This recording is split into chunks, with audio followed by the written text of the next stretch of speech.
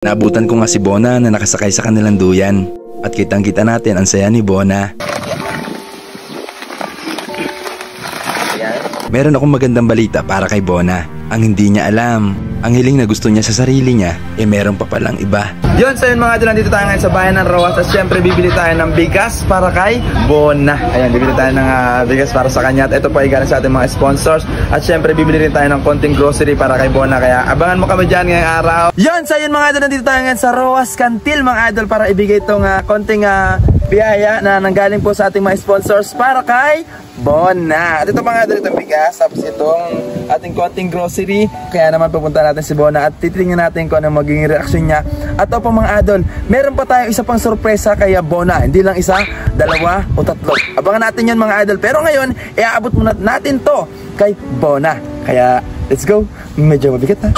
Kasi mga idol, dito na tayo sa bahay ni Bona. Ayan, may dala-dala tayong bigas. Tingnan natin kung lang dito siya.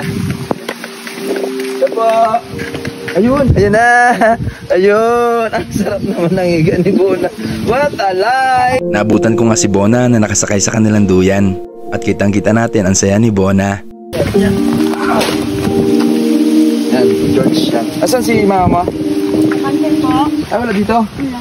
Ano ka? Nagpa-hindi. Sino kasama? Mga kuya. Ah, kapatid. Kapatid mo yun? Yan? Opo. Hello po. Kasama natin si Bona ngayon at meron tayong konting hotdog. Ayan, ito mga dala ko. Kumusta? Okay lang po. Ano karaan binigay ko sa'yo? Okay po. Andyan ba? At talaga, uy, mga idol, hinihintay niya. Hinihintay niya. Kaya ngayon meron ako ibibigay sa'yo. Ito, yung mga galing sa ating mga, sa ating mga sponsors, ibibigay sa'yo. May mga groceries. Ayan, at merong bigas. Ayan, meron kang pang, kain na natin dito kay Ate Bona. Ayan, diyan ka lang. Okay na, diyan ka lang. Ito. Ayan. Para sa'yo. Ayan. Tapos, ito, naiwan to kanina eh. Ayan. Diba? Ano sabihin mo sa ating mga sponsors yan? Sabihin mo sa kanila. Maraming salamat po. Alam mo kung saan galing to? Sa mga mabubuti ang puso, sa mga taong handang tumulong para sa mga kapwa natin PWD, lalo na sa iyo. Siyempre, naantig sila sa video na ginawa natin. At ayun, dahil doon, nakilala ka at ayun, nagbuhos ang mga biyaya at may mga taong tumutulong sa iyo. At abang-abang na natin, alam ko, excited ka ng hiling mo na nakaraan, yung hiling mo? Yung hiling mo na nakaraan, yung request mo? Cellphone po. Yun, cellphone na. Sabihin mo, cellphone po. Cellphone. Cellphone na. Yan yung request niya na nakaraan, cellphone. Ngayon ay medyo mahinihintay lang tayo kaya wala pa yung cellphone. Pero ito ang pinaka-good news ko sa'yo, no? Meron akong magandang balita para kay Bona. Ang hindi niya alam, ang hiling na gusto niya sa sarili niya, meron pa palang iba. May wheelchair ka ba? Sira na. Sira na po. Nasira na yung wheelchair na. At alam mo ba ang pinakamaganda? Siya nga pala ang panganay na kuya ni Bona. At napansin ko yung wheelchair ni Bona, hindi na maaari para sa kanya. Naburat na po. Kailan na po? Matagal na po itong nasira? Tagal na. Kalawangin na. Panganay po kayong kapatid. Kayo pampanay. May nagbigay po ng tulong kay Bona. At yan po, ito yung mga binigay. At ito po ay galing sa mga puso ng mga taong tumutulong. At meron pong mga tumutulong na kahit wag na daw po sabihin yung pangalan. Nakakatuwa po kasi may mga tao na ako po yung ginawang instrumento ng Panginoon para ipakita ang sarili ko kung paano ako gumalaw, yung may makapansanan. Tapos ito, nakita ko si Bona na mas sigit pa pala na nahihirapan sa akin. At nakita ko po siya, naiyak po ako nung time na yun.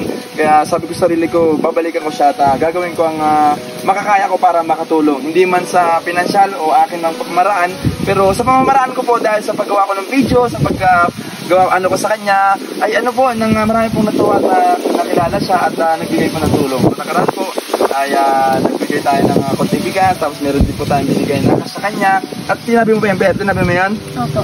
At inihintay niya daw po yung cellphone na gusto niya. At ito naman po, kaya ibigay niyo kay sana po ay magamit niya po sa tama. Pero mga pagkain po ito, mga gagamitin niya po sa mga pangangailangan. Masaya ka dito, dito yung mga pagkain, may merienda ka dito. Ayos ka, ano? Ito ang pinaka-good news, kuya. Yung nakaraan, meron siya request na cellphone. Sabik-sabikin muna natin si Bona. Sabik-sabikin natin. Pero ito mga idol, ang pinakang gusto pa, ano pong gusto niyo kuya para kay Bona? Ang wheelchair. Wheelchair, oh, ito po. Ayan. Ang wheelchair po, malaking bagay po para sa kanya para makaalis-alis po siya, no? Kasi ano, di makalagas niya. Again, matutulak-tulak niya. Opo. At ito pang pinaka good news, kuya. Good news, Bona. Magkakaroon ka ng wheelchair. Di ba? Meron po siyang wheelchair po. Hintayin lang po natin. Anong pakiramdam mo na magkakaroon ka ng wheelchair? Masaya po. Masaya. Yan ka kaya. Ano pong ano niyo po? Salamat po sa mga Sponsor po. Apo. Siyempre po, kuya, yung ako naman po ay ginawa lang naman ng Diyos natin para magbigay ng inspirasyon sa lahat. At siyempre, sabi ko nga sa sarili ko, gagawin ko ang makatulong sa kapwa hanggat makakaya ko. Kaya ito po siguro yung way para makatulong ako sa kapwa ko. At siyempre, lalo na sa kapwa ko PWD. At talagang dinarason ko talaga dati na sabi ko, balang araw tutulong ako sa kapwa ko PWD na alam ko sa sarili ko na nahihirapan ako, mahirap ang sitwasyon namin. Pero pilit ko nilalaban yun. Hanggang sa nakapagtapos po ako ng college, ay naawa nga po kay Bona dahil hindi po nakapagtapos ng pag-aaral. Grade 1 po hindi pa po nakapagtapos. Pero siguro may mga dahilan yung mga bagay-bagay. At ito yung dahilan, nabigyan siya ng biyaya. Yan yung mga taong bubusilak ang puso. Kaya nagpapasalamat po ako sa inyo lahat sa mga tumutulong. Kay Madam Maricel, ayan sa tumutulong dyan, sa mga pinsan ko. Ayan sa inyo lahat po, sa mga taga-ibang bansa na nagbigay po dito ng tulong kay Bona. At aasahan niyo po, bago po, hindi ko po mapangako pero ngayong buwan, pero babalik po ako dito para dalhin po yung request po ni Bona din na request niyo din po na wheelchair para sa kanya. Kaya po, hindi pa naman po dumarating, ipasalamatan na agad natin. Dahil po meron na po na agad na nangako sa akin na bibigyan talaga agad si Bona ng wheelchair. At alam ko, nakita ko nga po yung wheelchair niya, kailangan mo po talaga niya. Kaya ayun, sana marami po pong blessing na dumating sa mga taong mabubusilak ang puso sa mga handang tumulong para kay Ate Bona. At sana Bona, itong pagkain na ito ay makatulong sa iyo. Tulong nyo. Mga biyaya ang dumating po sa amin. Ganyan nga. Malaking tulong po sa amin ng ganyan. Tumulong kayo sa kapatid ko. Yan, papasalamat din po. At sana papatuloy pa rin po tayong laksa na palakasin ng katawan para po mas makatulong pa tayo sa mas na nangangailangan. At si Bona po, deserve niya po ang gantong tulong na alam ko magagamit dito sa pagkain, sa mga makain. May mga tinapay ka rin dito. Ayan. Abangan niyo next video natin para kay Bona kung anong magiging reaction ni Ate Bona. Kaya koy, bye-bye! Yay! Hindi pa man natin nahatid kay Bona ang kanyang hiling, alam kong excited na siya. Ganda ba ang subrelo? Yan. Ito ba natin naman yung binigay natin sa iyo. Ito, meron tayo dito. Ano ba to? Ayun. Yan. Sauran. Yeah. Yan, may mga sabon. May mga, ito, pansit canton. Biscuit ka. Ito. Biscuit. Ayan. At meron ka rin mga dilata dito. Sa buhay, kailangan natin maging matatag.